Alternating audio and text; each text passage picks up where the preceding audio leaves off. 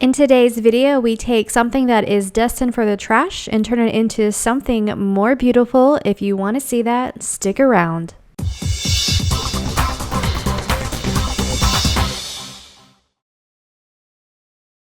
Alright, I have another marketplace find for you to flip. It has broken handles. There's this weird, gross brown velvet liner.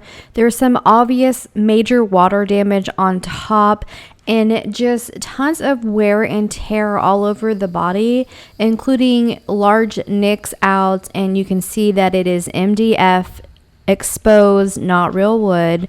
But I'm going to see what I can do, work my magic on it, and give it a whole new look. Sometimes the way people treat furniture just makes me so gosh darn angry. I'm just kidding. I have no idea why I did that. I guess I'm a weirdo.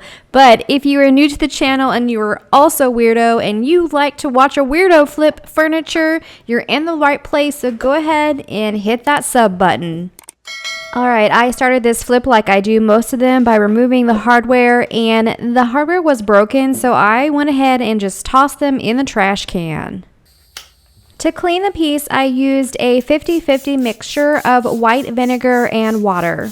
You definitely want to make sure that you clean first to remove all the dirt, oil, and grime off of it, even if you're going to sand, because you don't want to sand that down into your piece.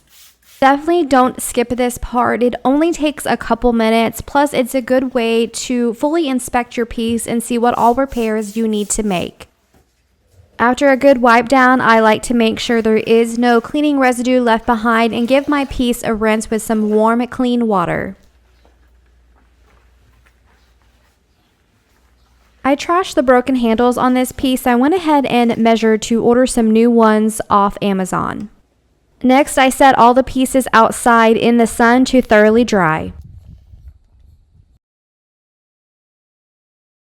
This piece is super worn, and let's be honest, it kind of just looks like crap. It looks like crap. So I start with using some 80 grit sandpaper on my orbital sander, and I am sanding off the water damaged areas. So I'm sanding those bubbles to make them flush. Yes, this will expose more of the MDF surface that is underneath the finish, but that's okay. It's going to get covered and blended in. You won't be able to tell.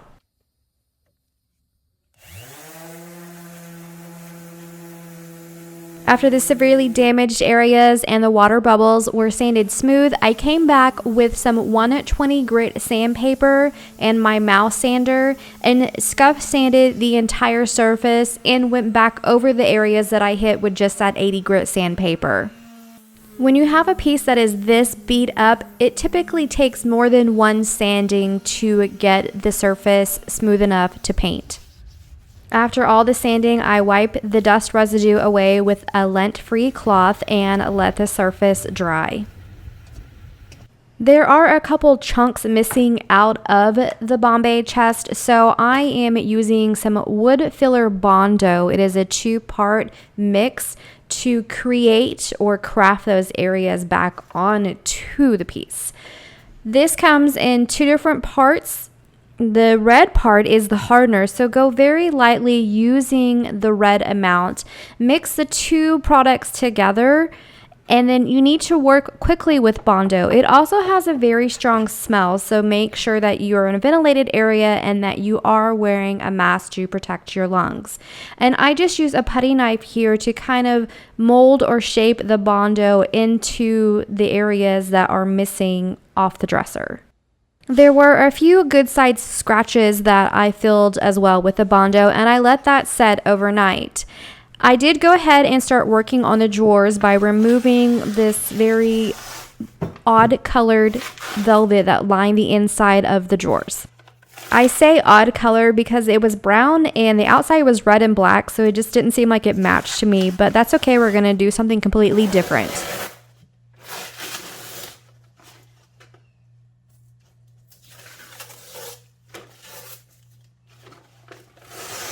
After removing the velvet, there was a lot of cardboard left behind, and on the back of the drawers, the velvet was stuck on really good, so I used a heat gun to warm that up and then just used a scraper and just piece by piece pulled it off. And here's how much cardboard got left behind, so we're gonna have to take care of that. So I laid some dampened towels on the cardboard, let it soak for a few minutes, maybe like 10 minutes, not for very long, and then came back with my scraper and was able to scrape off a lot more of that cardboard backing. And I repeated that process over and over, working my way around the inside of the drawers until I removed all the cardboard off that I could.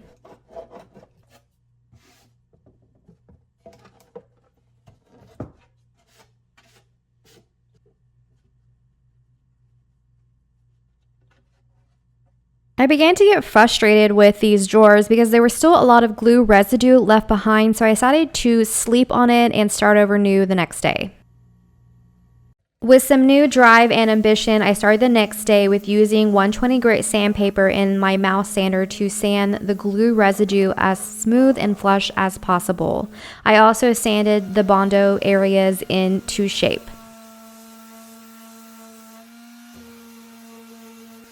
I gave the piece one more good wipe down to get rid of all the dust residue before primer.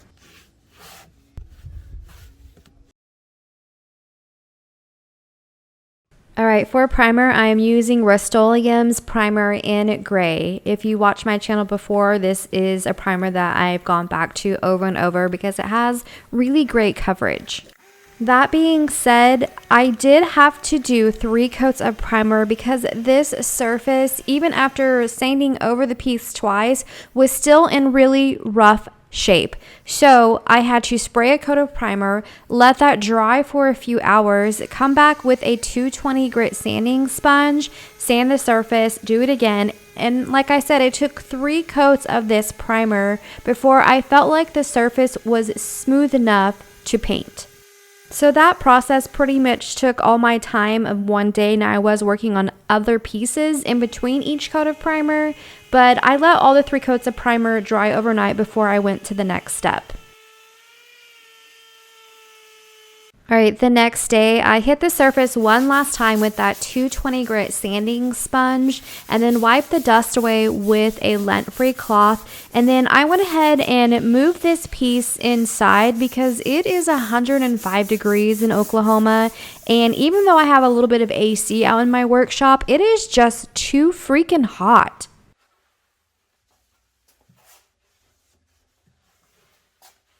I really like the color of this primer to use as a base color, so let's mix some paint together to make it match. And wouldn't you guess it, I'm using Behr chalk paint again. It's my go-to paint. This is the color Classic Noir and the color 10 White, and I mix the two together, trying to get it as close as possible to that primer gray color that I like so much. I know that I use chalk paint, especially Behr chalk paint, often on my channel, but I consider myself a chalk paint specialist, if you will, and I've used almost everything out there, and as far as quality and price, Behr chalk paint is gonna be the best that you can get. Plus it's really easy to work with, and the color selection is unlimited. On this piece, you can see that there's still a little bit of markings that you can see on this surface, so I'm not really paying any particular attention, not being super, I guess, picky about what direction I'm going with my brush strokes, because I'm going to end up doing a little textured look. And that's a tip of advice to give you for if you want to tackle a severely damaged piece as well, go with a textured look because it is so much easier to hide flaws. I do 2 coats of the primer, letting it dry an hour in between each coat. So I don't have to wash my brushes all the time. I do wrap them in some saran wrap or a plastic bag to keep it moist in between each coat of paint.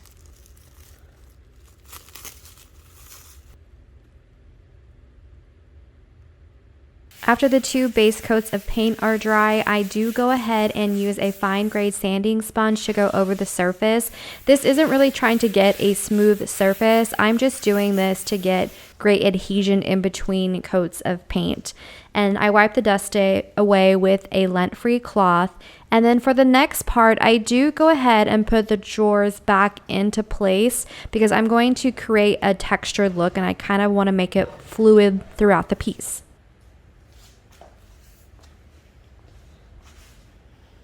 For my next layer of paint, I'm going to use Downtown Gray. It's a color that I use often. I'm really fond of this gray. It is a light-ish color of gray, and I don't want a thick, heavy coat. I want more of a transparent coat. So I do mix a little bit of water into this chalk paint, and I end up doing about 2/3 paint, 1/3 water. And that's going to make it not go on as thick, so you'll be able to see through each layer of paint.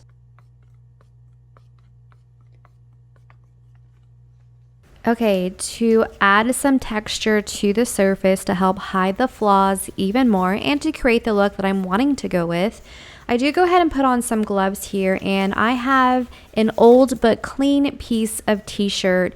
And I just dab that t-shirt piece into my watered down Downtown Gray and dab it over the piece. And I try different methods and I just kind of dab here and there. I also try wiping it on a little bit and then going back over that area with dabbing it. Basically, I'm not trying to be super consistent here because I'm wanting to add texture and also different depth, I guess, of how thick the paint is in some areas and more transparent in others. I'm going for kind of a stormy-ish cloud look. If you look at a cloud, even if it's a white cloud, it's not all one solid color of white. There's different tones and shades of the white throughout the cloud, and that's kind of the idea that I'm trying to create here.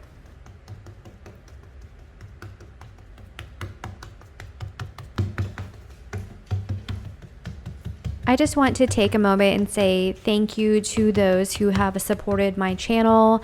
I have Elaine Frank, who has bought me a coffee off Buy Me a Coffee, and I have recently added super thanks to my YouTube channel, which a few you have done recently, and I just want to let you know that I see every single one and I truly appreciate it. Thank you so much.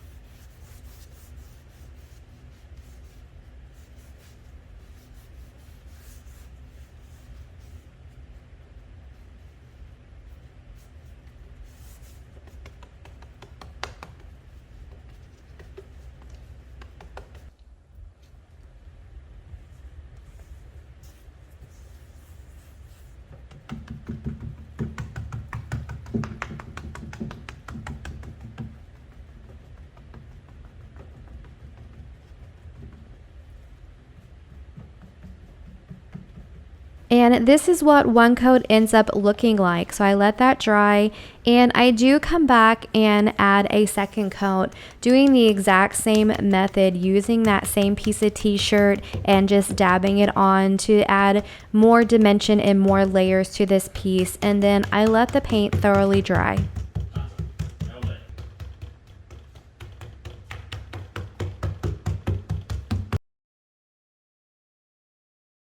This is a redesign with Prima rub-on transfer called Vigorous Violet. I don't know what it is with Bombay chests, but every time I see one, I always picture something really glamorous and artistic with it. So I decided to use a transfer to add some beautiful flowers to the front. This is a really large transfer that comes in 6 different pieces, and after working with the placement and figuring out which ones I wanted to go with, I actually only ended up using 3 of them.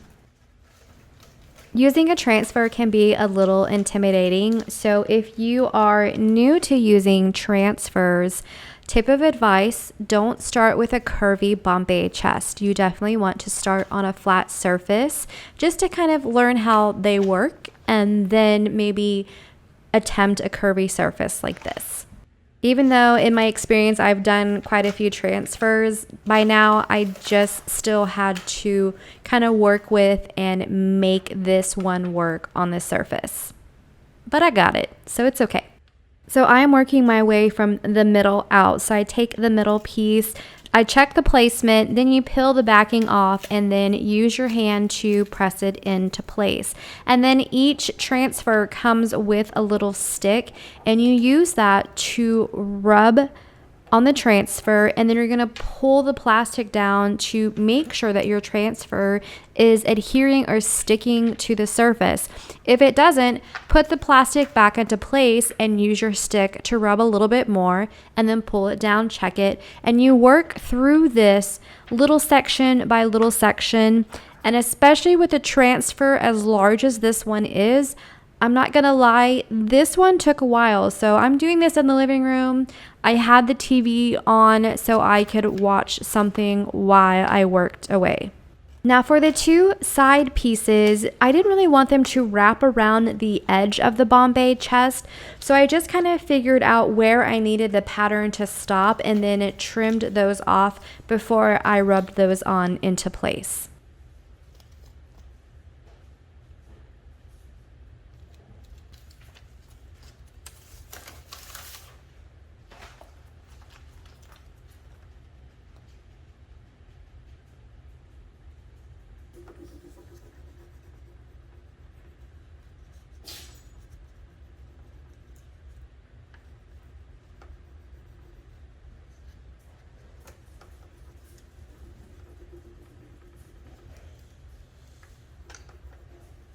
After you get the transfer on, you want to go back over it with your hand to make sure you don't have any air bubbles in it.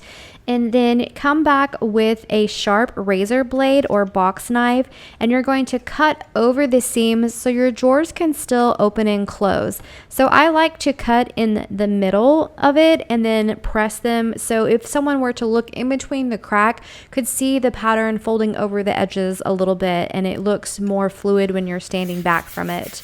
I wanted this transfer to have more of a vintage look, so I did take a super fine sanding sponge and lightly go over the surface to give it a little bit of a worn look. Just be cautious if you do this because you can sand so much that you sand the image off the transfer. Look.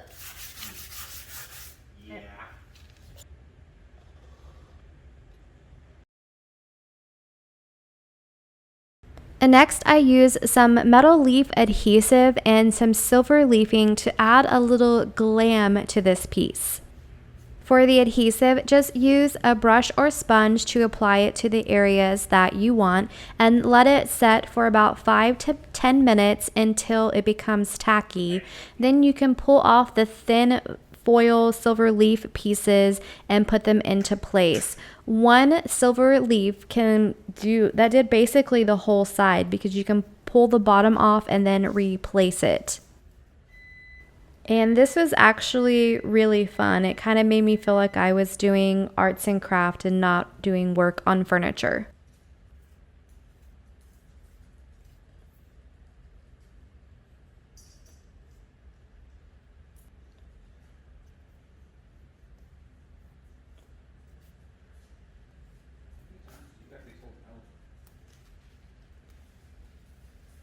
I let the silver leaf dry for a couple hours, and then since I'm in my house and this stuff can be super messy, I use my vacuum to suck off the excess silver leafing.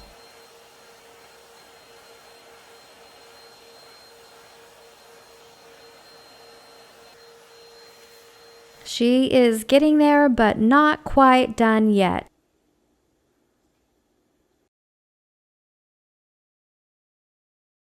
Chalk paint needs to be protected as well, so does the transfer. So I forgot to show this to the camera, but this is Bear's decorative wax in clear. So I just use a t-shirt piece, and this is a t-shirt piece that I actually leave in the can all the time. It's a white or gray one, I can't remember. And I just apply the wax all over it and let that set for about 15 to 20 minutes. And then I come back and then wipe off the excess with a clean cloth. I'm not really buffing here, just wiping away the extra. Then I come back with some black wax. I have Annie Sloan's black wax, and I'm going to add more of a vintage worn look. Definitely over the silver part, it's super bright. For my tops of pieces that I'm using dark wax on, I like to add a thicker coat around the edges and then don't add any extra wax to my brush, and then go from side to side and front to back, different directions to kind of make it look more like a really worn piece. And then I come back with fine grade steel wool to blend it in more, and then come back with that clear wax to remove back even more of the black wax to the level of worn or not worn that I want. And I just repeat that process over the entire piece, including over the transfer as well.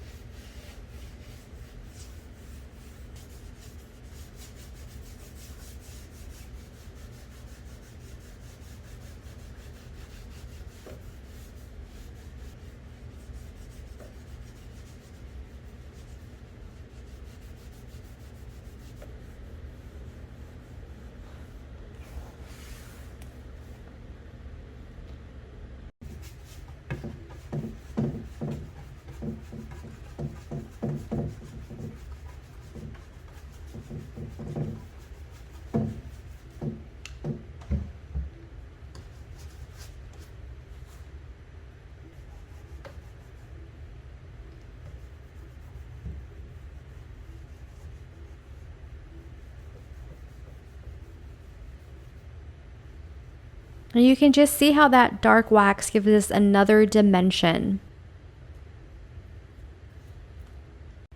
I use Johnson's paste wax to put some wax on the drawer slides in the body of the piece and also the sides. I did use this for protect the sides and the insides of the drawers. And as you can see here, I left the sides and insides of the drawers that gray that I mixed together to match the base primer color. After the black wax was dry, I did come back in with one final coat of clear coat wax just for final protection. So this ended up getting 3 layers of wax to protect. Now, after that wax is dry, you come back and we're going to buff it. So I'm definitely using a lot more pressure here and going back and forth across it a lot more to get the level of sheen that I want. For the insides of the drawers, I did go ahead and measure the bottom. I ordered some peel and stick wallpaper off Amazon, so I cut it to piece and just pull the backing off and put it into place. This was a little bit of a cheaper one that I got off Amazon, and you kind of get what you pay for. When you get the cheaper peel and stick wallpaper, it's thinner and more challenging to work with, but I got it. And then I use a razor blade to cut away the excess. And you can just see that this looks so much better than that brown velvet that was there before. The new handles that I ordered finally came in, but you can see that they do not really match what I have going on. So let's make them match. I am going to do the same silver leafing like I did around the edge of the top of the piece. So I use the metal adhesive all over both handles, let that dry for about 5 to 10 minutes, and then use the silver leafing to put on the handles.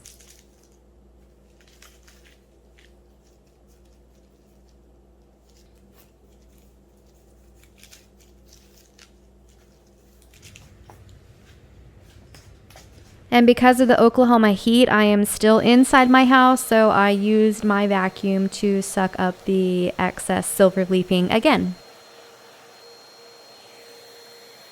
The handle looks so much more beautiful, but the silver stands out really bold, so to make them more vintage look to go with the piece, I did go ahead and add the black wax to those as well.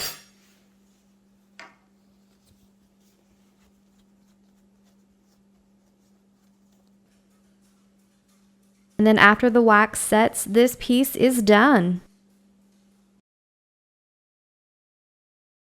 Here is a quick reminder of what we started with and what it looks like now.